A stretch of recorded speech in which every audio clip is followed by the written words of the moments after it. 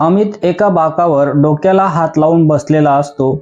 त्याला बऱ्याच कंपन्यांमध्ये ट्राय करूनही नोकरी मिळत नाही आणि पैशांची खूप गरज असते. त्याच्या हातात रिजेक्शन लेटर आहे आणि त्याच्या डोळ्यात पाणी आहे.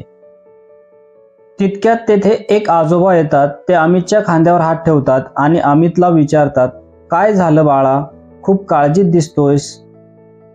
अमित चिडून निराशेने, काही नाही आजोबा, नशीबच खराब आहे माझं. सगळीकडून मार्ग बंद झालेत. आता देवाला सुद्धा माझी दया येत नाही.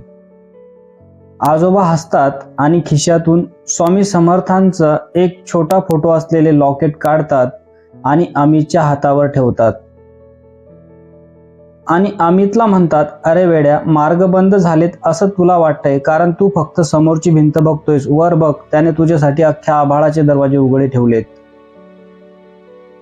लक्षात ठेव, भिवू नकोस, मी तुझ्या पाठीशी आहे. हे फक्त वाक्य नाही तर ते स्वामींचं वचन आहे. तू फक्त प्रयत्न चालू ठेव, बाकी तो समर्थ बघून घेईल. अमित त्या फोटोकडे बघतो. त्याच्या चेहऱ्यावरची भीती कमी होते आणि एक वेगळंच तेज येतं. तो फोटो डोळ्याला लावतो